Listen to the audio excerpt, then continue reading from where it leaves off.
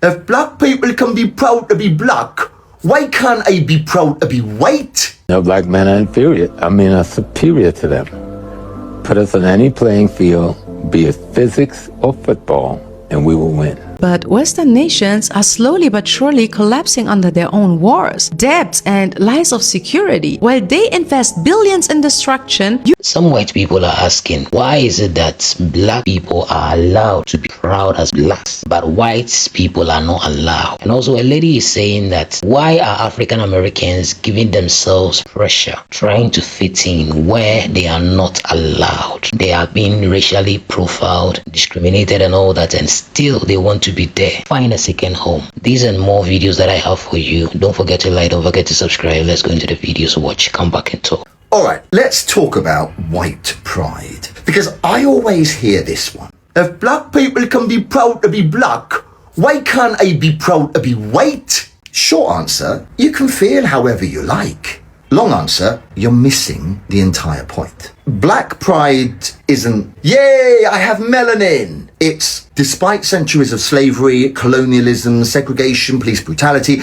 economic exclusion, and systemic racism, I'm still here. It's pride in survival, pride in resilience, pride in achievement against the odds. Let's be honest for a second. If history gave out difficulty settings, whiteness has been easy mode. No one was denied a job because their CV sounded too white. No one was followed around shops for being suspiciously Caucasian. And here's the uncomfortable truth that really winds people up.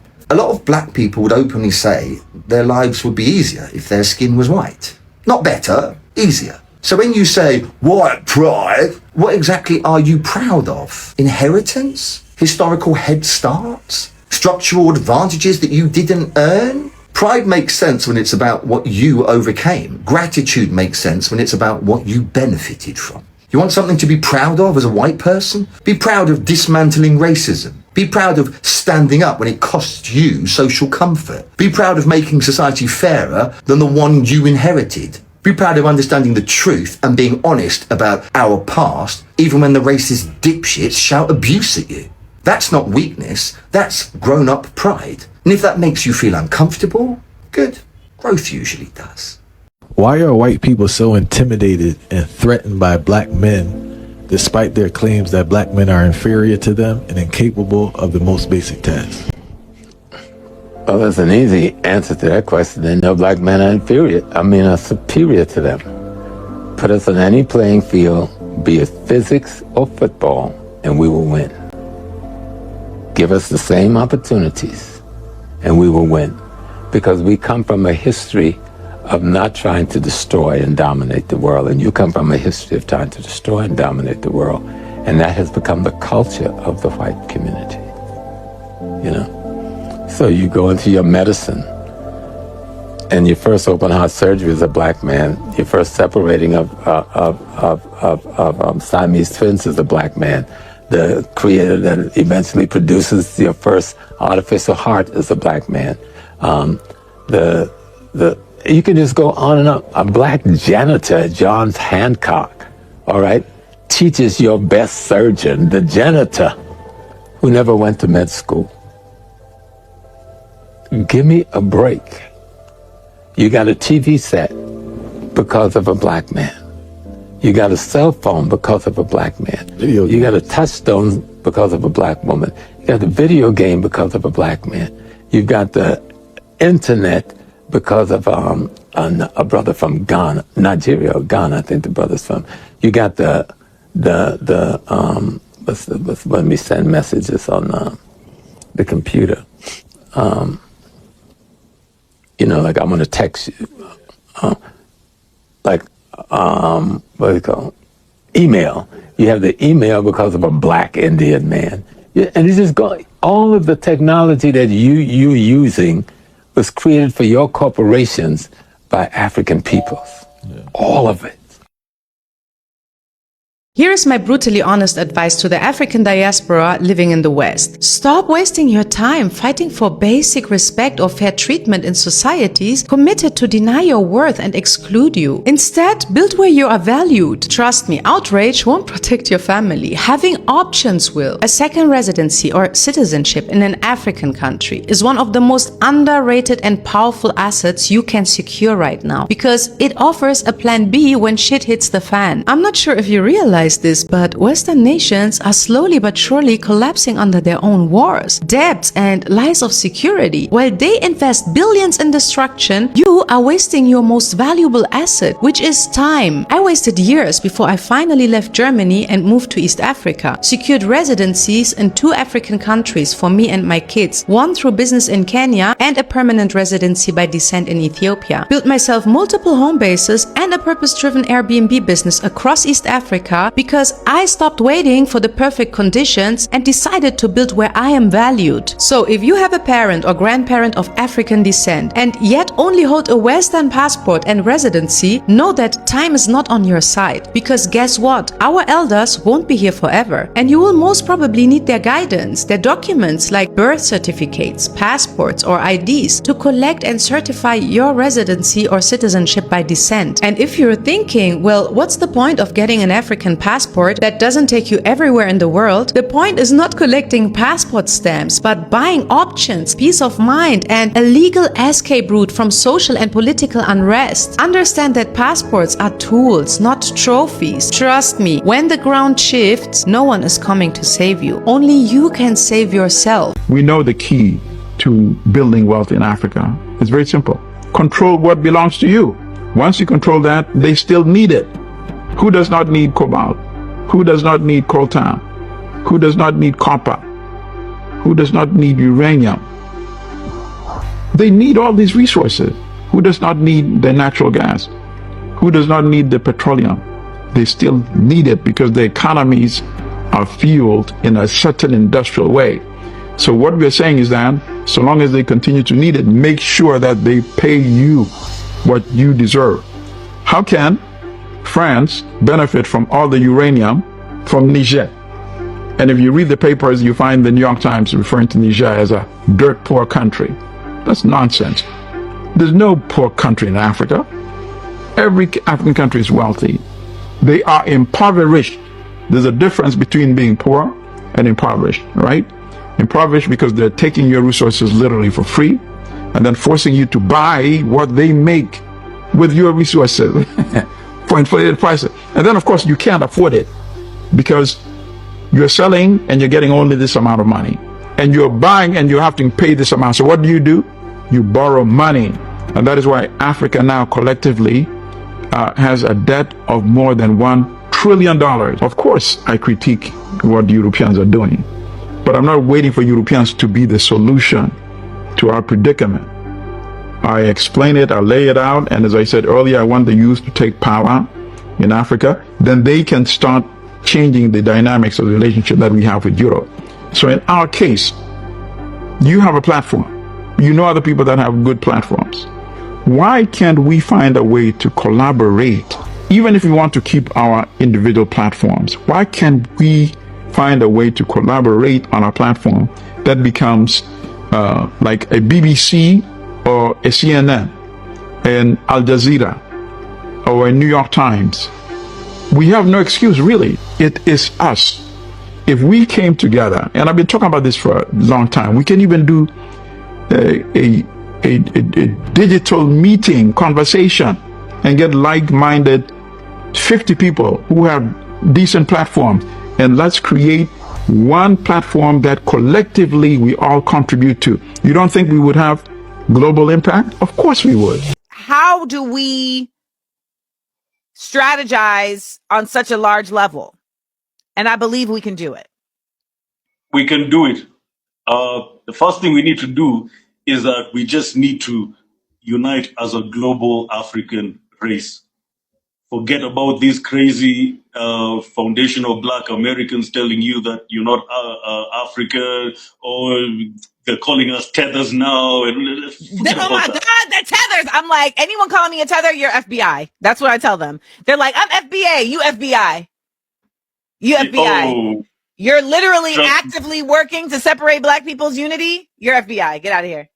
So look, forget about this FBA nonsense. And also here in Africa, we have tribalists who believe that you guys in America are not part of us.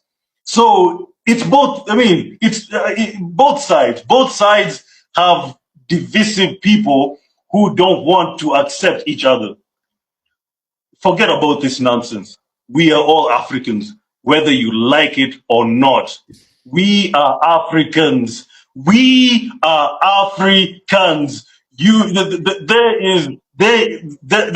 Look, I always ask these FBA people one question. Fine. You want to be a distinct group and you want to be independent. Yes. Fine. Well, let me ask you a question then. Has white supremacy, white supremacy is a global institution. Yes. How can you defeat a global institution on your own as FBA people? White supremacy is conjoined. White supremacy in America is conjoined with the Vatican, is conjoined with the IMF, with the European Union, with the whole UN, with the whole World Bank. And you are there as FBA is thinking that you'll defeat white supremacy alone. It's either you're dumb or ignorant or both at the same time. Or your goal isn't to defeat white supremacy at all. Exactly. Or your goal is just to remain and to survive and to thrive in white supremacy, which is impossible. Like, seeing Asho speak in Africa just lets me know I need to get to Africa. Like, real shit. It's been dope as fuck just seeing him interact with the people and like showing that it's not like everybody ain't running around naked in mud huts and shit like people be trying to say. I've been on that, but a lot of people don't know just how advanced Africa is. Like, Africa is the live stream of the world, bro. Like, a lot of the shit in your cell phones and all types of materials that shit come from Africa. That's why all these superpowers, when you got the USA, you got China, you got Russia, you got France, all these people fighting for a foothold in Africa. Meanwhile, you got people over here telling us we don't need to associate with Africa because there's some people in Africa that don't like us. It's gonna be people that don't like you wherever the fuck you go. You dig what I'm saying? On some real shit, it's gonna be people no matter where you go that don't like you. There's no place in the world you can go where everybody gonna like you, especially if you a black American. Even here in black America, there are people that are black Americans that will not like you. So I don't get this whole we not fucking with nobody. It's like, that's the dumbest shit I've ever seen in my life. Meanwhile, everybody else is fighting, literally fighting like secret wars to get a foothold in Africa. Africa been extending its hand to black America for a minute. Like, hey, y'all can get some dual citizenship over here if you want. You know what I'm saying? And I find it kind of funny. Once Africa start offering dual citizenships, all of a sudden you had this FBA movement like, no, fuck Africa. It's so obvious what's going on, but it's also sad because you get to see in real time how easy it is to brainwash people, to make them act against their own interests. But anyway, didn't mean to get off subject. From what I've been seeing with Speed, I can't wait to get to Africa. Real shit. I got an uncle that lived in Ghana for like 5 years and he loved it. But on some real shit though. Even though my uncle, like, he back here now, he ended up having to come back here. Some shit happened. He had to come back. He was there for 5 years. And I asked him, I was like, well, and him coming over here, he got fucked. They did him dirty. He got fucked out of some money. He got fucked out of some land and everything. And so he get back here and I'm just like, damn, that's kind of fucked up, huh? I'm like, but would you go back? He said, I'm working on going back now. He said, the next time I go back, I'm not coming back. He was like, even though it was some bad shit that happened, he said, bad shit happened. Just like I'm saying, bad shit can happen no matter where you at. It's bad people everywhere. You got to keep your head on a swivel no matter where you go. But because we done dealt with the bullshit here, and I'm talking about black Americans, the bullshit that we deal with here, I feel like better equips us to go out in the world because we done been through so much shit. When we get out in the world, we done seen it all, done it all. We know how to deal with certain shit and handle certain situations. I'm African myself. I'm a first gen And I never realized how influenced I was by African American culture, from what I like to watch, to what I like to listen to how I dress, and also with what I like to eat. And I genuinely love African American culture, especially when it comes to style and swag. And like, I feel like it's because when you grow up in America, it's a norm, so you kind of overlook it. And I feel like probably a lot of people do too. And it don't really get its props for real. Well, actually, people kind of do, but I feel like the people that really give it its props are actual like African Americans, like their families has been here for generations. And I don't think like people who are immigrants or first gens of the immigrants like really realize it for real. It really lives rent free in my head right now. If you're a monarch in Africa who marries a white person, you need to be dethroned. You need to lose your seat. I don't need to explain it. If you're a monarch who marries a foreigner who is white in Africa, you cannot rule Africans. You've lost the right to rule Africans. I don't think I need to explain this. But if you do need me to explain it, I'll explain. Sometime in the 70s, the Soviet Union opened its door to Africans. Nigerians, a lot of Nigerians. And because of that move, I grew up in Nigeria. I grew up with a fuck ton of biracial friends. I grew up with a lot of mixed race kids as friends. A fuck ton of Russian friends, Russians whose parents, I have a fuck ton of friends whose parents are Russian.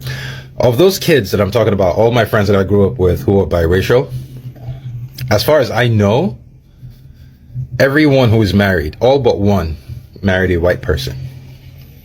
All but one married a white person. Those who are not married, who got kids, their baby mamas are white.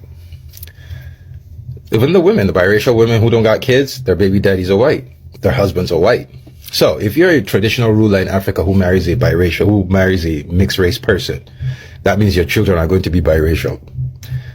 We've dealt through that through slavery. Go look at your history. That was one of the ways they controlled us. Was look at Haiti. Haiti is the perfect example for that. The white Frenchman didn't want to control and rule Haiti. So what did they do? They fucked a lot of Haitian women, created an entire race of biracials, and left the biracials in charge, and they went back to France. Look it up. The whites were in France, the biracials were running Haiti, and the blacks were the slaves, until the blacks rose up, killed all the biracials, and took power. Historically, they have always used biracials to control us. That's one of the reasons I'm against biracial, because again, almost everybody I know who has a biracial child, or every biracial person I know growing up grew up to marry a white person. And so what I'm trying to say here is, your biracial son with the kind of money you have, your biracial daughter with the kind of money you have, the statistics, wealth and whatever in Nigeria, chances are, chances are they're not going to end up with a black person. So we now get to one day wake up and there's a white king, white Oba, white Emir, white Imam, white Serki, white Izzy. Not gonna happen. So if you are a king or queen in Africa and you marry a white person, you've lost all the rights to your throne. I've said it before and I'm gonna say it again.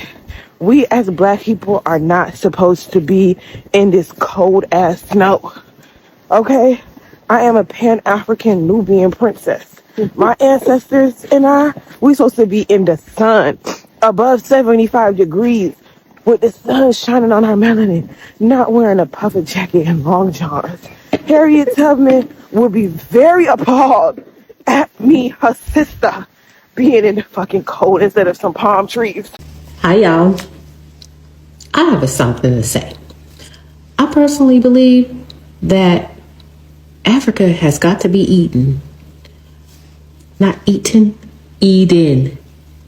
Because why would there be so many resources? Everything you need to sustain, to live, I don't know. I just can't explain this. Africa has got to be Eden that's in the Bible. Why else would everything from below and above be resourceful in one place? Be valuable in one place? I don't know. It's just my opinion. I'm just talking. Have a good day. Everybody in Africa was like black. And when I say black, I mean like blurple. You know what I'm saying? Like, I didn't even know they had people my skin tone color in Africa. I didn't know they had light brights. I didn't know they had yellow bones, red bones.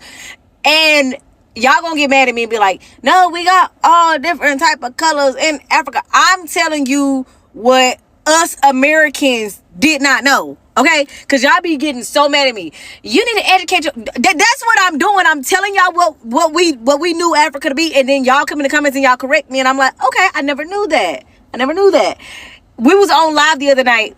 And somebody was talking about light skin. And like one of the ladies was on, she's a Nigerian lady. She popped her camera on. And the dude was like, he was American. He said, hold on, wait, you light skin? She was like, yeah. And he was like, they got light skinned people over there in Africa?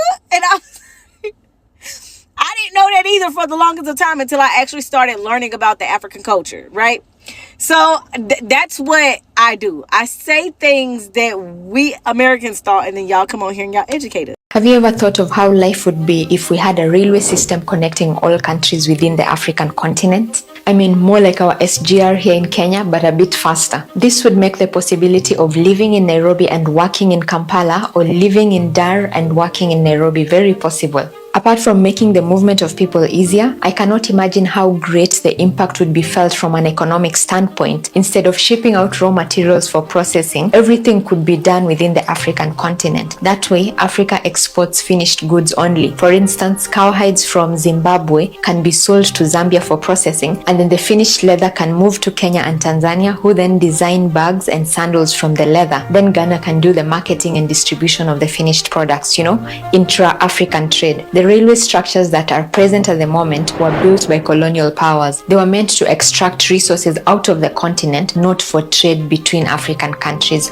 We need to build systems that benefit us. The African Continental Free Trade Area was created by the AU to boost intra-African trade. It's been in operation since 2021, so the full benefits are yet to be felt. As for the movement of people, the AU Protocol on Free Movement of Persons was adopted in 2018. So far, 32 countries have signed, but only 4 have ratified it, meaning it's not yet in effect because we need 15 countries to ratify for it to become legally binding. Africans Rising, a Pan-African movement, launched a petition to push for ratification. To help this cause, sign the petition. The link is in my bio. The division between Black American people and Black African people is manufactured. It is an agent of the state. It's used to keep us divided so that we don't unify Black Americans with the most impactful culture on the planet with Black Africans that are the fastest growing population with the most resources.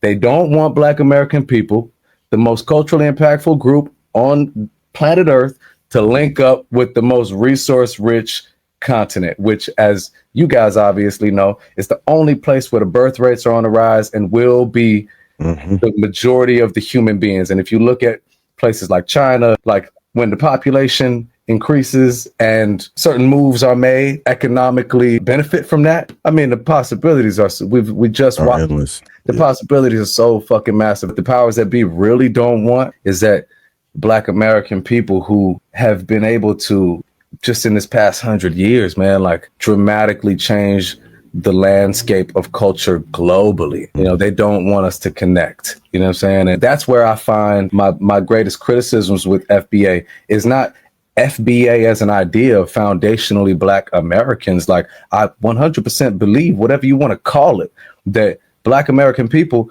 are obviously their own culture. You know what I'm saying? They have their own cuisine, they have their own dialects, they're basically their own language, their own literature, their own contributions to science, technology, math, art, everything. Like the group online that is pushing an anti-African narrative is just misguided. And I feel like they're misguided by design, though. You know what I'm saying? In the same way that the Africans online that are pushing an anti-Black American narrative are misguided. They're misguided by design. Like, I've had these conversations in Africa many times when African people will ask me, they say, Black Americans, why are they so aggressive? And, you know what I mean? Why are they so angry? And why can't they figure out how to rise in society? Like, Africans are often colored with so many negative stereotypes of Black Americans because the media has painted Black Americans in a certain light.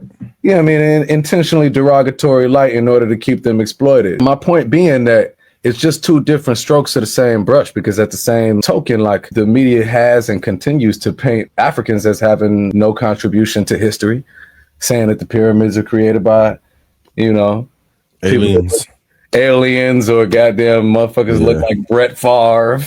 You know what I'm saying?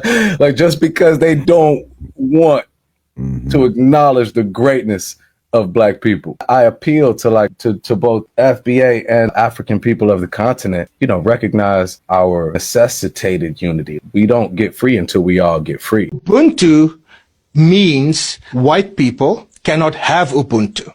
And that means white people are not human. That is correct. White people cannot have Ubuntu. And that's not our fault. That's your fault. White people lost their humanity a long time ago.